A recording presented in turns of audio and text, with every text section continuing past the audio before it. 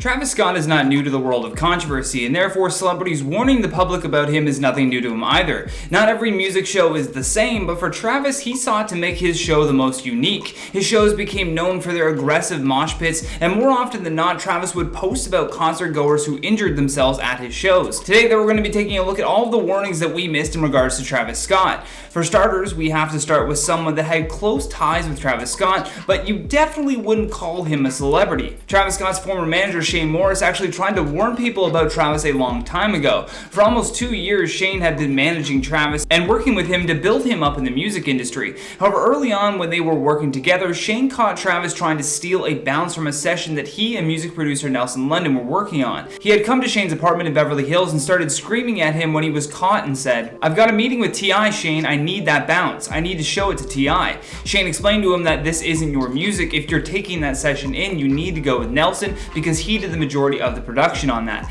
However, perhaps the worst character move that Travis could have made wasn't stealing at all. It was not helping a friend when they needed them the most. This Shane guy helped Travis out so much in the beginning, but when he needed help, Travis dipped. Shane goes on to say that one night while they were in the studio having a party, music was playing, we were all having fun, and then I did what all epileptic people do from time to time. I had a seizure. You know what Travis Scott did? He left. He and his friend Tony left me. I eventually ended up at the hospital that night, but Travis couldn't be bothered. Then on top of that, when he recovered, Travis explained to him that he didn't want a manager that was going to be having seizures, which really set Shane off. He goes on to say, "I exploded. If there's one thing you don't do, it's use my disability against me as a reason to say I'm not worthy in my business." Travis Scott is the kind of person who discriminates based on disability. He steals from the musicians around him, then he manipulates people into thinking he did it all on his own. Piers Morgan was another person, though, that decided to weigh in on the Travis Scott situation. Piers is no stranger to giving his opinion on controversial matters. In fact, I'm pretty sure that's how he makes all of his money. But aside from that, Piers wrote a scathing article for the Daily Mail warning people about Travis Scott. The headline of the article itself takes so many shots at Scott and says, "Travis Scott has repeatedly given a snarling middle finger to the safety of his fans, and this deadly, predictable disaster is a direct result of his arrogant and shameful recklessness." In the article, Piers details the horrific accounts of the people that were actually in attendance for the festival, as well as taking shots at how Travis reacted to the news. In one clip from the show, Travis Scott can be heard shouting to the crowd, "I want to see some rages. Who wants to rage?" But then just moments later, he sees an ambulance enter the arena and says, "There's an ambulance in the crowd, whoa, whoa, whoa," before continuing to sing a few seconds later.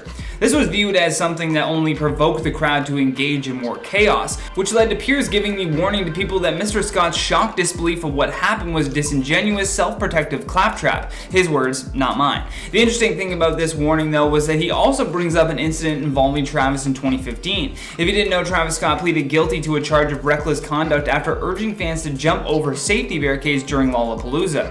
Travis is quoted as saying at this concert, "All my real ragers jump the barricade right now. Let's go. Come over, I want chaos."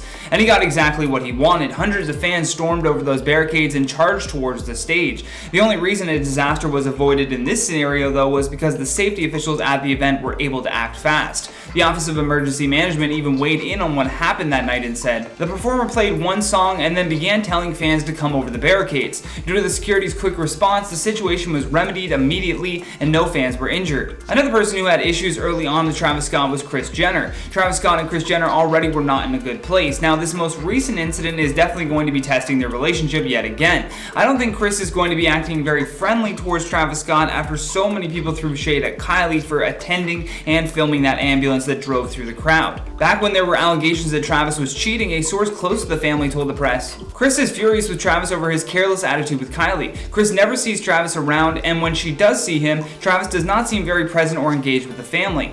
And now with his ties to Kylie affecting her business, it's pretty safe to say that these two won't be on good terms. As always, though, we would love to hear your thoughts on all this, so don't forget to drop us a comment down below. But for now, I've been your host, Johnny Rogers, and until next time, stay classy, YouTube, or at least try.